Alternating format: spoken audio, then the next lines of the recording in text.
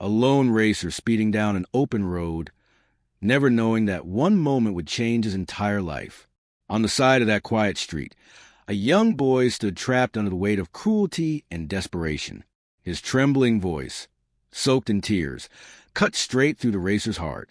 That day, the racer chose compassion over speed, freedom over fear, humanity over silence. This is a story of a road where a man didn't just hit the brakes. He changed a destiny. The afternoon sun hung high above the open highway, casting golden light that stretched for miles along the smooth asphalt. The world seemed calm, almost suspended in time, as if the earth itself had paused to breathe. On this endless strip of road rode a man named Azid, a racer with a spirit as free as the wind that whipped past him.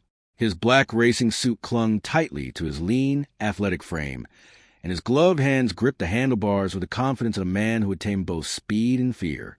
The roar of his engine echoed like thunder across the empty road, blending with the rhythm of his heartbeat as he accelerated into the horizon. Azid was alone, yet completely alive, feeling the power of the bike beneath him, the rush of wind against his face, and the blur of the world passing by.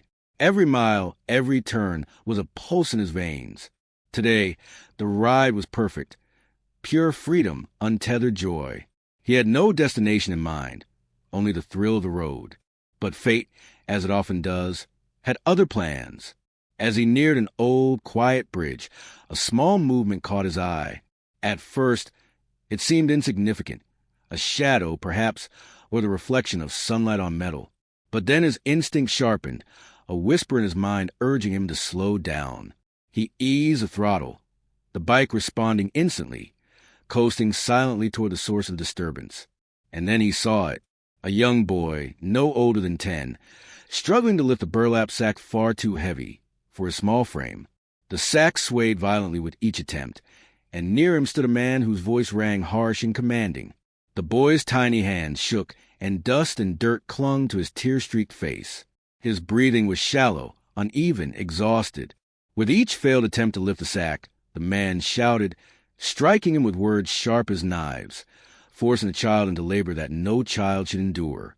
As it felt a knot tighten in his stomach, a mix of anger, shock, and disbelief, the sight of a child forced into work against his will ignited something long dormant inside him.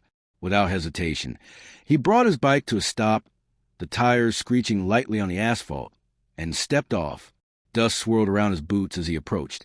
His helmet removed slowly, revealing eyes that were calm yet blazing with determination. The boy's gaze met his, wide and hesitant, filled with fragile hope that had no place in the harshness of his reality. His tiny voice trembled as he pleaded, barely audible over the wind. A simple request, raw and desperate.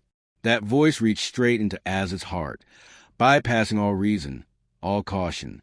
It reminded him of a past he rarely thought about, of being small, powerless, and ignored. It reminded him that some moments demand courage not just in speed, but in humanity. Azid observed the man. He saw the greed in his eyes, the arrogance of one who believed power and wealth could justify cruelty. But Aziz's mind was clear. His heart knew what had to be done. He did not flinch. He did not hesitate. He counted the notes from his wallet, handing them over as payment, not for business, not for compliance, but to set the boy free. The man took the money with a smirk, expecting compliance, but found only Aziz's unwavering gaze. He stepped aside, and the boy was released from his burden, his small body trembling as relief washed over him in waves. The boy clung to Azid, tears streaming freely, first from fear and pain, then from relief and the dawning of hope. He whispered the reason for his suffering: a sick mother, hospital bills he could not afford, and desperation that had led him into bondage. Azid's chest tightened at the words. He understood the weight of responsibility, the fragility of life, the vulnerability of innocence. He wrapped his own jacket around the boy's small shoulders, lifted him carefully onto bike, and prepared to take him home. The boy's hands gripped him tightly, trusting him completely, for the first time in his young life feeling a sense of safety.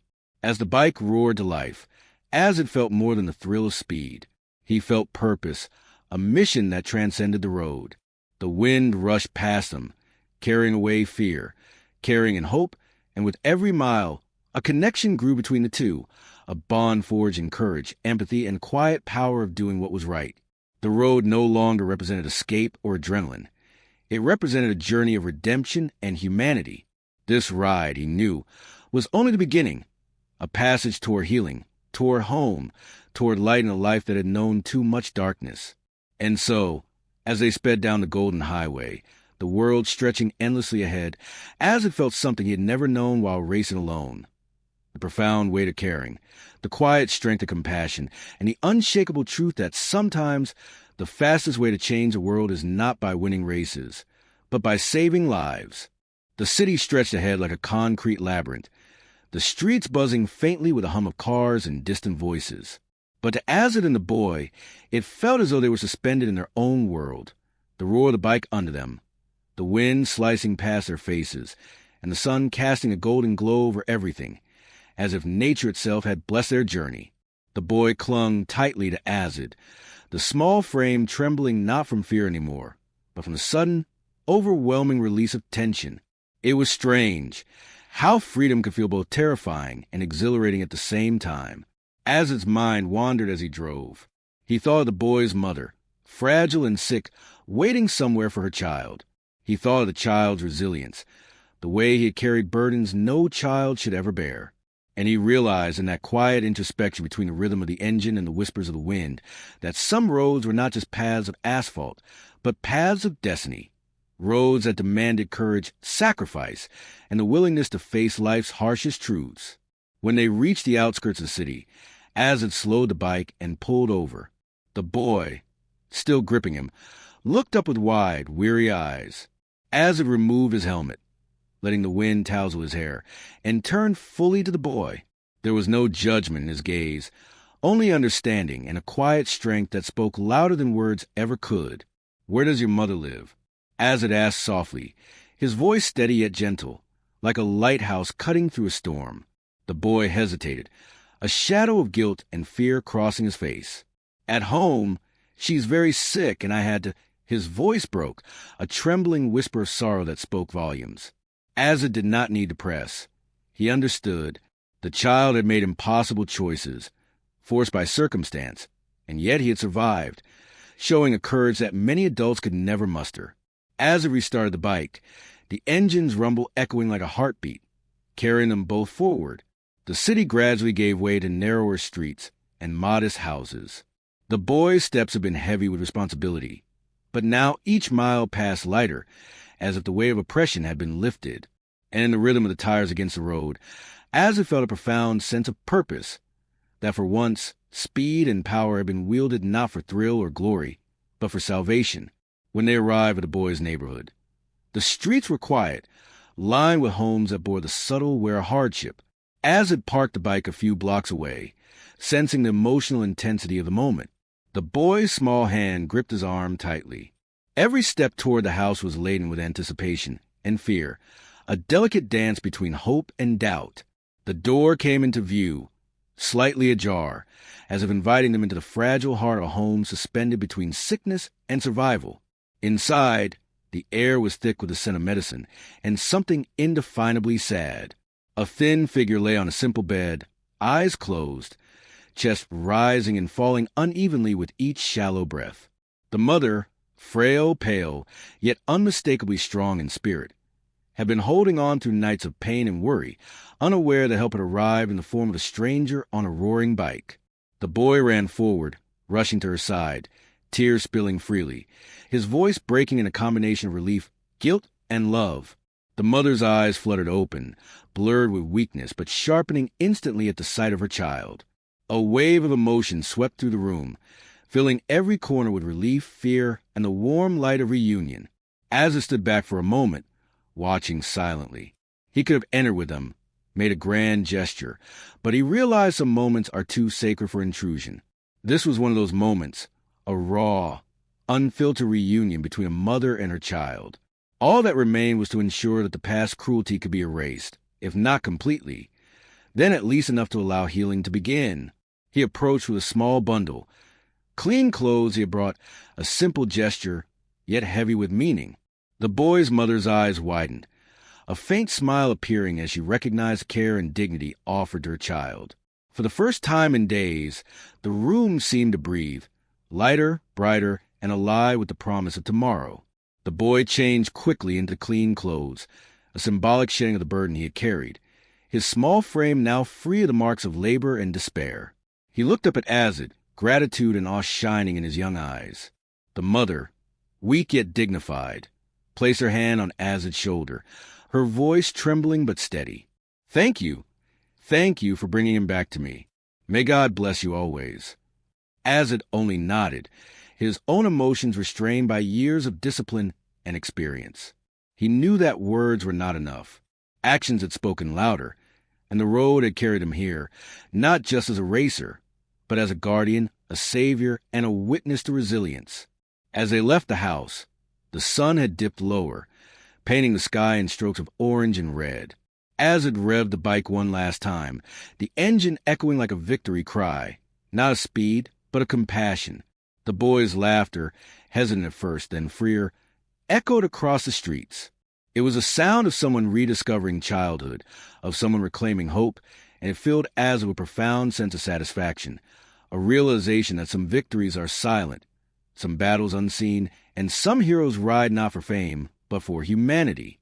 That night, as the city lights shimmered like distant stars and the wind whispered secrets through empty streets, Azid rode on, not as a man chasing adrenaline, but as one carrying the weight of a life he had touched, a family he had healed, and a lesson he would never forget.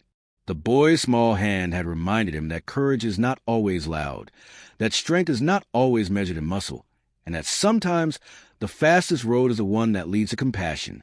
And so, the journey continued, a path defined not by distance, but by the hearts he encountered, the lives he changed, and the quiet but undeniable truth that every road holds a power to transform not just where you go, but who you are. The night had fallen like a velvet curtain over the city, the streets glowing faintly under the golden streetlights. The world was quieter now, but Azid's heart was louder than ever. The boy sat behind him on the bike, still clutching his chest where relief and fear had collided hours before, still feeling the tremors of life that had almost been lost to cruelty. But tonight, there was something new in the air, hope. As they rode through the winding streets toward the hospital where the boy's mother had been treated, the soft hum of the engine was like a lullaby, comforting yet powerful. As his mind reflected on the events of the day, the boy's plea, the weight of debt, the cruel hands of a man who saw children as commodities, and the choice that had changed everything. He had chosen action, empathy, and courage over fear, hesitation, or indifference. And now, that choice had set in motion a chain of events that neither he nor the boy would ever forget. Arriving at the small, modest apartment, Azid slowed and parked the bike a block away, sensing the gravity of the reunion that was about to occur. The boy climbed down, his small legs wobbling from exhaustion and excitement. Each step toward the apartment felt like a battle won, a silent, private victory over the injustice that had dominated his young life. Azid followed, his shadow long in the streetlights, a silent guardian watching over the fragile innocence he had vowed to protect. The door opened, and the mother's frail figure came into view, her eyes wide with disbelief and emotion. She was pale, her body thin and fragile, but her presence was fierce with the love of a mother who had endured days of uncertainty and fear.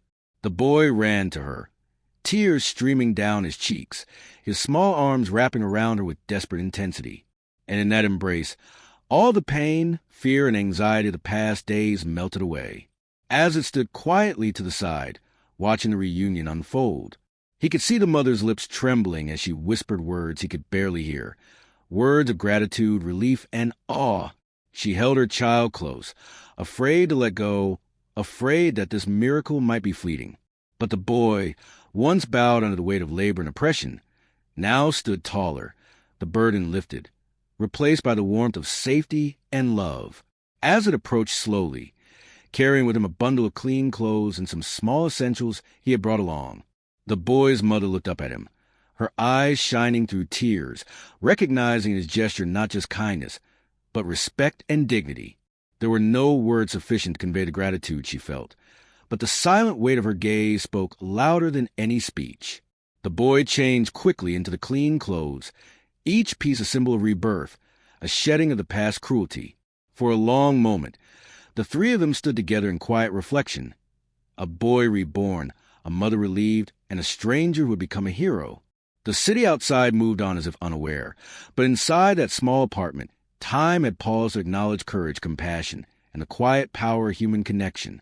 The mother finally spoke, her voice trembling but steady. Thank you for saving him. May God bless you always." Azad only nodded, his expression calm yet profoundly moved. Words were unnecessary. Actions had spoken volumes, and the bond forged through courage and empathy transcended the need for language.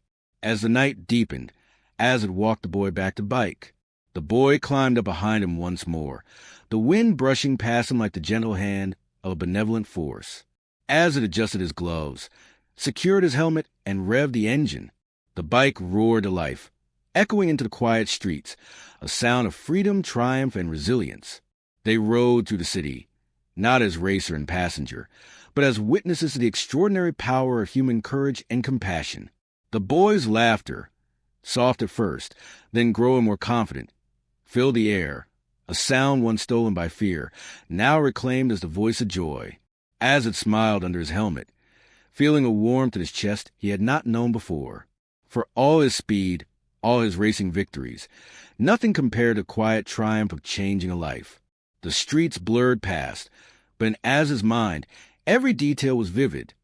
The weight of the child in his arms, the pleading eyes that had pierced through his heart, the gratitude of a mother who would now live with hope rather than fear. Each streetlight passed like a marker on the journey, a reminder that heroism is not always loud, and that sometimes the greatest victories are private, unseen, and deeply human. Finally, they reached a quiet park, a small sanctuary bathed in moonlight. Azad stopped the bike and turned to the boy. "This is where you start a new chapter," he said softly, his voice carrying the weight of promise. The boy smiled, eyes shining with tears and laughter all at once, understanding that he was no longer defined by the burdens of yesterday. Azad watched as the boy ran to a swing, testing his freedom in small, careful movements. The wind tugged at his hair, and for the first time, he felt truly unburdened. Azad, sitting on the bike and watching silently, understood that speed could not save the soul. Only courage, compassion, and human connection could. The road would always be there, waiting for him to ride again, but tonight, the true journey had been one of the heart. As he started the engine again and rode off into the night, Azad felt an unshakable peace. He had been a racer all his life, chasing speed and adrenaline, yet in these few hours, he discovered a greater victory, one that would echo far beyond the roads he traveled. The boy and his mother were safe. Hope had returned. And Azad knew deep down that this night, this ride, this act of humanity, was the reason he had ever been born to ride at all. And so the night embraced him. The city slept beneath the quiet hum of possibility, and Azad rode on, not just a racer, but a guardian, a witness to the resilience of the human spirit, and a reminder that sometimes the fastest way to change the world is to stop and save a life.